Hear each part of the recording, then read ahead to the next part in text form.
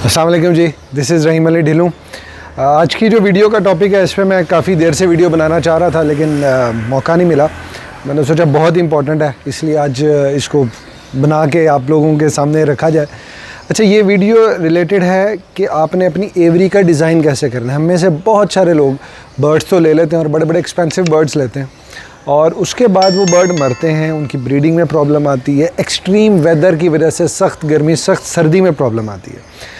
तो हाउसिंग का हमें एक ब्रीडर को जाके पता चलता है 2-3 साल के बाद कि आपकी हाउसिंग कैसी होनी चाहिए थी, क्योंकि अगर आपकी एवरी में डिज़ाइन वैसा नहीं होगा तो आप एवरी मैनेज नहीं कर पाएंगे। उसी के अकॉर्डिंगली आपकी बायो सिक्योरिटी, आपके अंदर, आपकी एवरी के अंदर जो डिफरेंट मसले मसाइल आते हैं ह्यूमिड वेदर के अंदर और एक्सट्रीम वेदर्स के अंदर, वो फिर उसके अंदर बहुत ज़्यादा आते हैं। तो मैं इस पर काफ़ी रिसर्च की, मैंने भी 2 डिफरेंट टाइप की एवरीज़ रखी। तो मैं आपसे थोड़ा सा शेयर करता हूँ कि दुनिया के अंदर और पाकिस्तान के अंदर किस तरह की एवरीज़ नॉर्मली डिज़ाइन की जाती हैं और कौन सी एवरीज ज़्यादा सूटेबल है।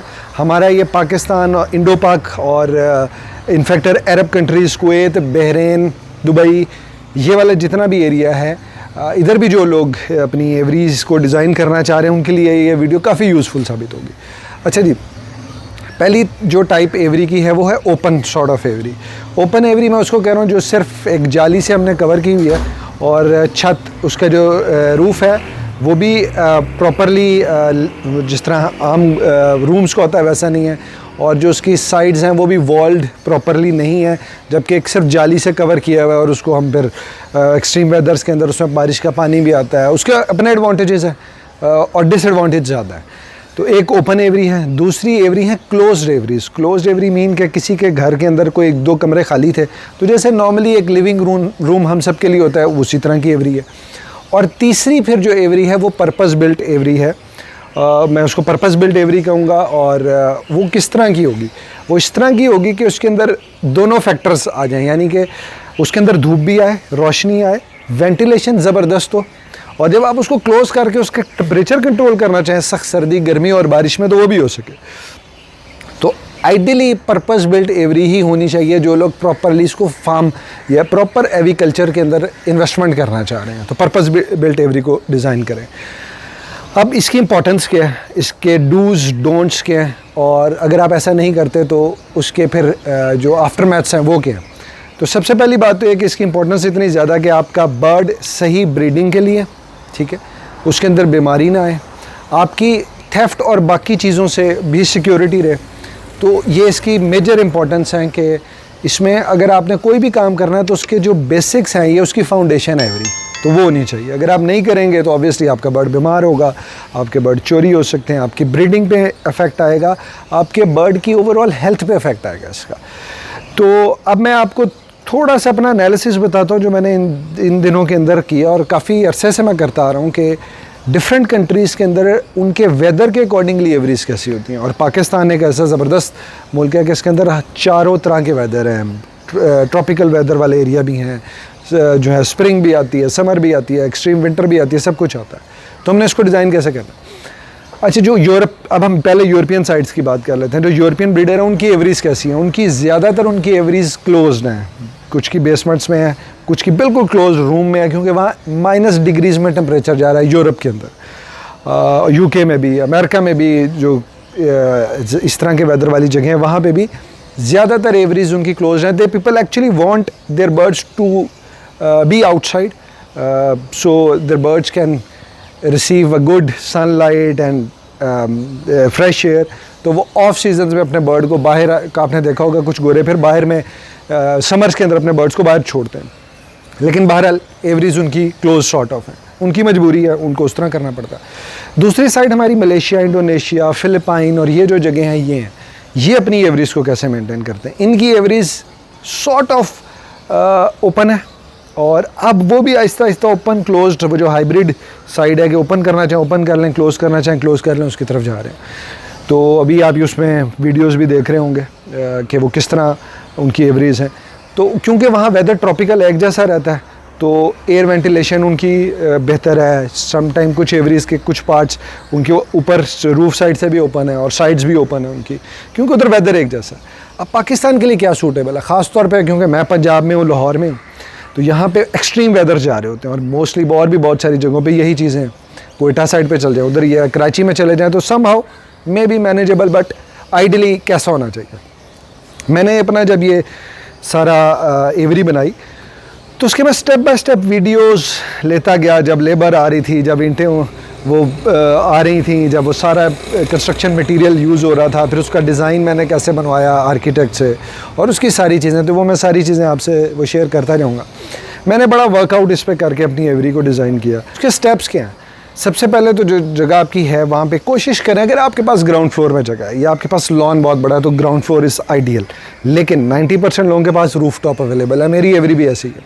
तो आपने उसको किस तरह डिज़ाइन करना है? सबसे पहला स्टेप आपने किसी आर्किटेक्ट या ख़ुद, अगर आप इतना समझते हैं बहुत टेक्निकल नहीं है, तो अपने घर के स्ट्रक्चर के अकॉर्डिंगली कि दीवार के ऊपर दीवार है, किस जगह पे कितना लोड आपने अपने लेंटर पे डालना है वो आपको पता होना चाहिए। आप अगर कोई डिज़ाइनर हायर कर सकते हैं, कोई आर्किटेक्ट हायर कर सकते हैं जो कि आपसे थोड़े से पैसों में आपको एक अच्छा डिज़ाइन कर देगा पूरी एवरी का, आप उसे समझाएँ तो वो करवाएँ। This is what I suggest. उससे ये होगा कि through out the process of construction you will be relax, आपको प्रॉब्लम नहीं आएगी, टेक्निकल प्रॉब्लम्स नहीं आएंगी। आपने लेबर को वो बताना और आप वो कर लेंगे।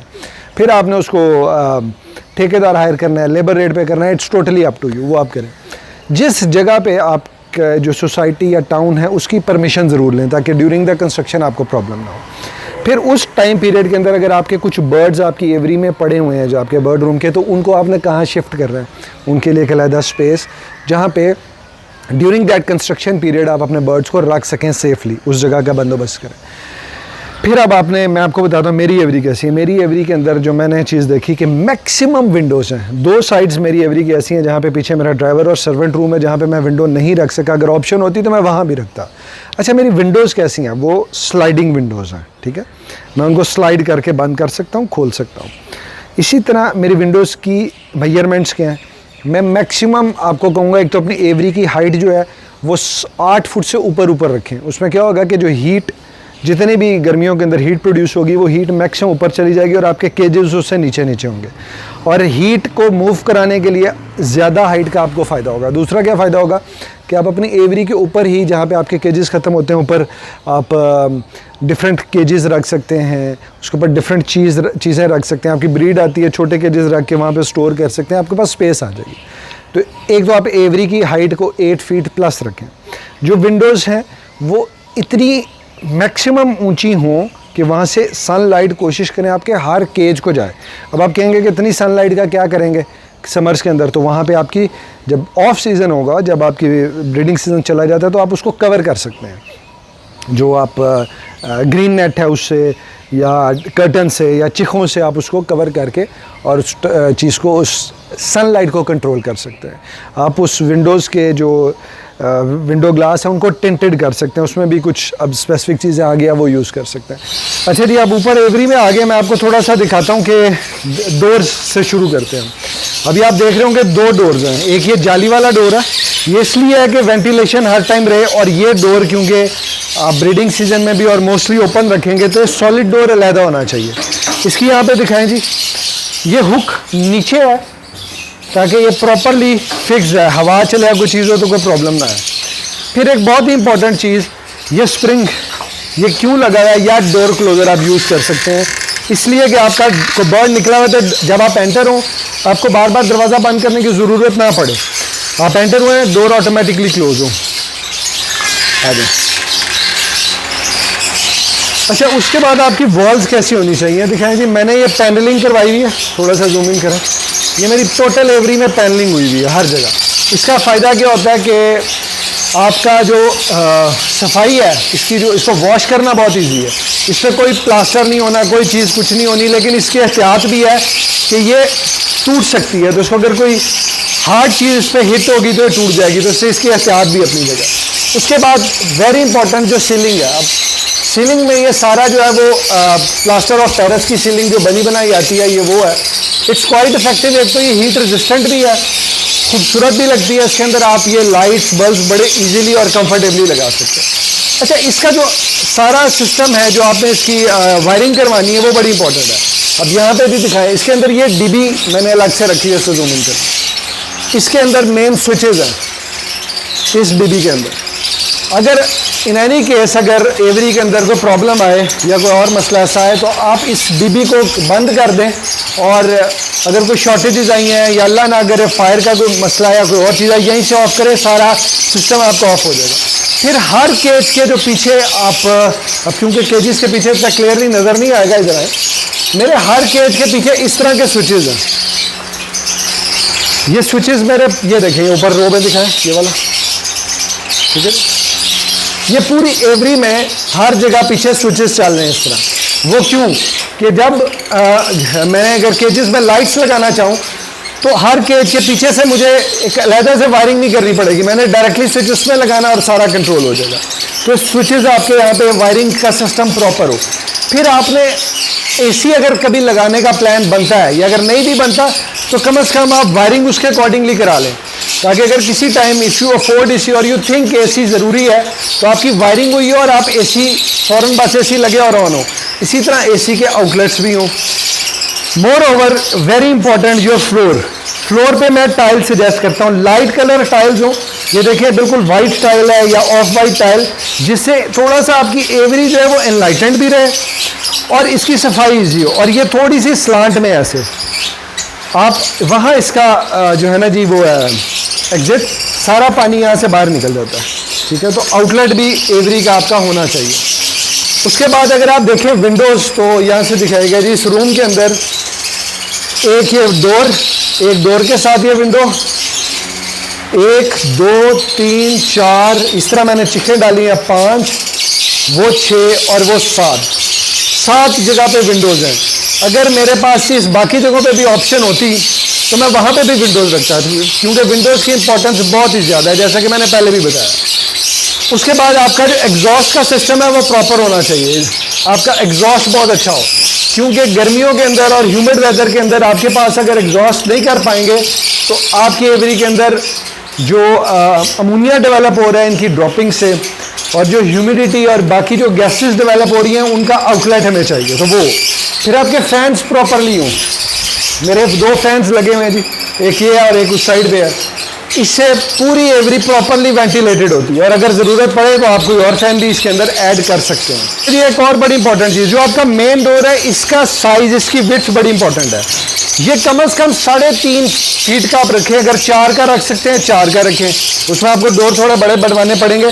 उसकी रीज़न ये है कि जब आपके केजेस अंदर बाहर होने, आपने कोई केज लेके आना है, कोई भी चीज़ लेके आनी है, तो कंफर्टेबली आप वो अंदर लेके आ सकें, आ जाएं जी। उसके बाद जो विंडोज़ हैं वो स्लाइडिंग विंडोज़, जैसे कि ये हैं, मैं आपको दिखाता हूँ, थोड़ा सा मुझे पुश करना पड़ेगा एवरेज इस टाइम है, ठीक है। इधर आए जी, ये देखें, ये विंडो स्लाइडिंग है, मैं जब चाहूँ इनको क्लोज कर सकता हूँ, जब चाहूँ ओपन करूँ। यानी कि अगर मैंने एसी ऑन करना है तो जस्ट मैंने इनको बंद करना है और एसी ऑन हो जाएगा। फिर जो इसकी स्ट्रक्चर है वो कैसे है, इसकी जो छत है उस पर वो टीआर की छत है और उसके ऊपर टाइल्स हैं, और उसके ऊपर मैंने एक बहुत थिक लेयर मड की हुई है और उसके ऊपर थर्मोपोर की हुई है, उसके ऊपर फिर टाइल्स है। यानी कि इसकी जो छत वाला पार्ट है वही तकरीबन आई बिलीव के 1.5 फुट पे तो इसकी छत की थिकनेस है, ताकि ये heat resistant, maximum heat resistant रहे। अच्छा जी, ये देखें, ये मेरे पास बहुत ज़्यादा स्पेस नहीं है, इसलिए मैंने एक छोटा सा ये स्टैंड सा रखा हुआ है। इसके अंदर मेरे टूल्स हैं, इंपॉर्टेंट टूल्स, पेन्स, थोड़ी सी मेडिसिन्स, ये सूडो क्रीम और इस तरह की चीज़ें आप इसमें रख सकते हैं, आपके पास होनी चाहिए। आइडियली आपके शहर में एक छोटी सी कबर्ड हो जिसके अंदर आप अपनी मेडिसिन्स, टूल्स और बाकी ज़रूरत की सारी चीज़ें वहीं स्टोर करें। इसी तरह आप यहाँ पे आए, इधर हुक्स हैं, ये हुक्स जो हैं बेसिकली, ये ऊपर आप दिखाएगा, ये हुक्स जो चिखे हैं उनको रोल करने के लिए इसी तरह आप हुक्स पहले लगा लें, इससे भी आपको काफ़ी ज़्यादा आसानी हो जाएगी।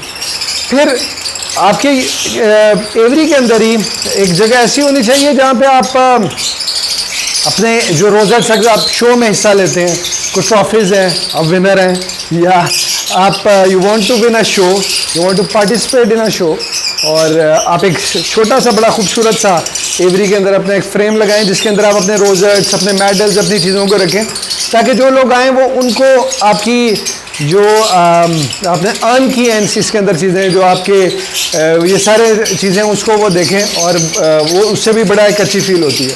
फिर एसीज मैंने किस तरह लगाए, देखें एक एसी मेरा उधर लगा हुआ, ठीक है, और एक एसी मेरा वहाँ पे सामने लगा हुआ।